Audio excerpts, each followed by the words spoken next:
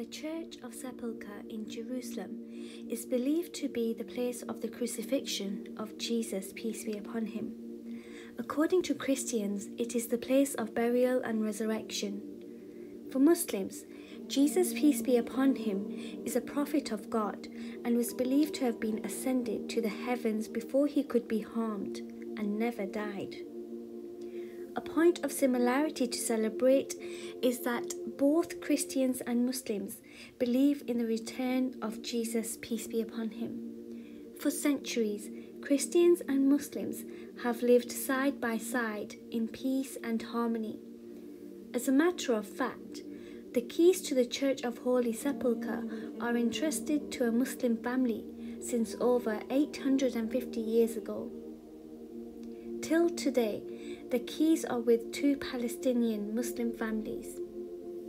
Both Abrahamic religions testify peace and love between each other.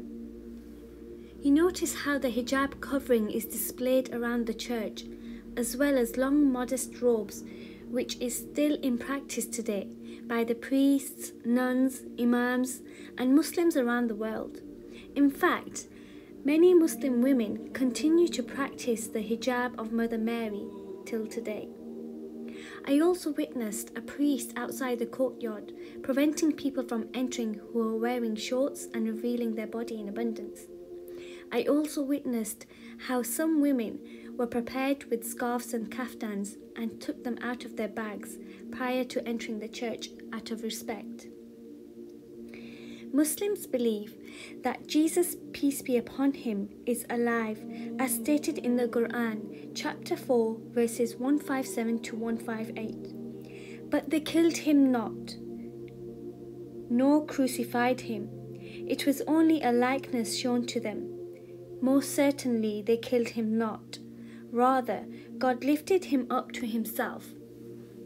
This action of lifting is literally an upward movement, physically being taken from the earth into heavens, just as he will be physically brought back on the wings of angels from the heavens to the earth when he returns. Christians estimate his age to be 31 to 33 years of age at ascension, because the synoptic gospels are considered to describe approximately 1 year of his life. The Gospel of John purportedly describes 3 years of his life from the moment when he began preaching, of which Luke says, "And Jesus himself began to be about 30 years of age, being as was supposed the son of Joseph, and he was led by the Spirit into the wilderness." This is from Luke 3:23. Muslim scholars agree. Hassan Basri said Jesus was 34, while Sa'id ibn Musayyib said he was 33 when he was lifted up to heaven. And there is none of the people of the book but will believe in him before his death, and on the day of judgment he will be a witness against them. Quran chapter 4 verse 159. God here is talking about the people of the book believing in Jesus before the latter dies well after he was lifted up into the heavens. The implication is that he is not yet dead. In fact, he is securely kept by God until he completes his appointed term, as God also says in the Quran in chapter 39 verse 42. It is God who takes away the souls at the time of their death, and the souls of those that died not during their sleep. He keeps those for which he has ordained death, and sends the rest for a term appointed. The term appointed denotes the numbered days of our lives, already known and confirmed by God. The word to take away is a promise made by God to Jesus, which God will do when his messenger is threatened by disbelief. The Quran informs us that he told Jesus, "Indeed, I will take you away and lift you up to myself and purify you from those who disbelieve." Thus we have a promise of God fulfilled when he saved Jesus from crucifixion, and another that will be fulfilled when he returns Jesus to earth and he completes his life here, a promise confirmed in the revelation given to Mary at the Annunciation. further in chapter 3 in the Quran. God says, God gives you tidings of a word from him, whose name will be Jesus Christ, Son of Mary, held in honor in the world and in the hereafter, and one of those who are nearest to God. He shall speak to the people in infancy, and when middle-aged shall be of the righteous.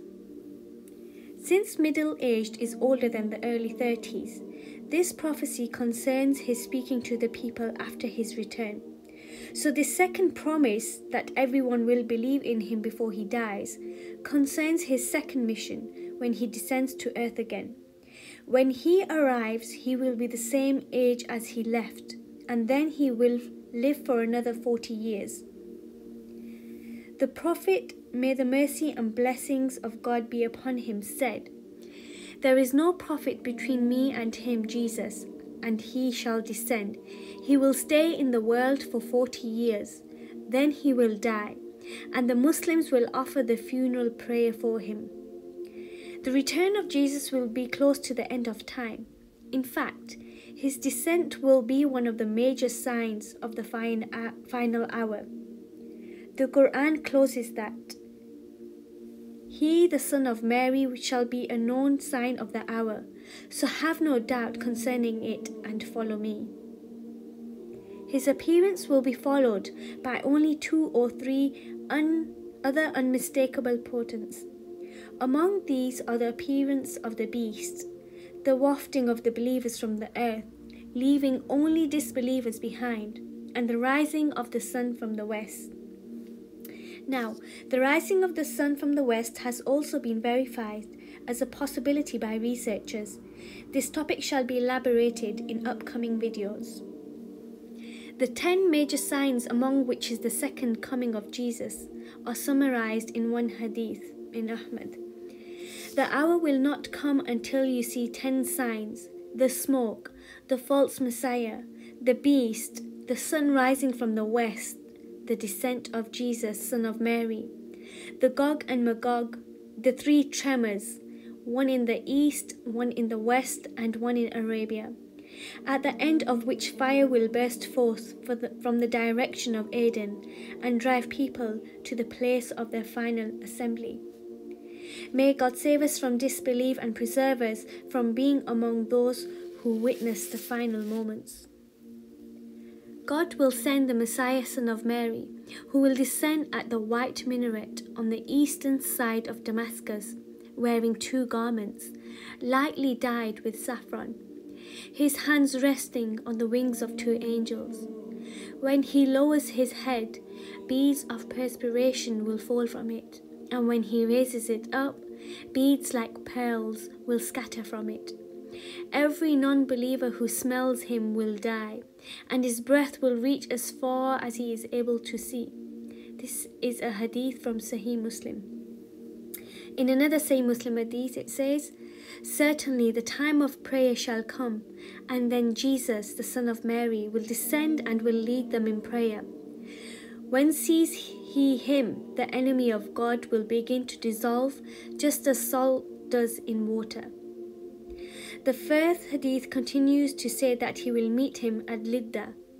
He, Jesus, will pursue the false Messiah until he captures him at the gates of Lidda and kills him. Jesus will use a spear guided by God in this killing, by which the forces of temptation will be vanquished. Then a people who God had protected will come to Jesus, Son of Mary, and he will wipe their faces and inform them of their ranks in paradise. This information is not the judgment of Judgment Day, but knowledge given to Jesus by God. These people are not the elect of the Christian rapture, but the survivors of the turmoil surrounding his coming. And this is but the first episode of the Messiah's life on his return, which the next article will elaborate on, inshallah.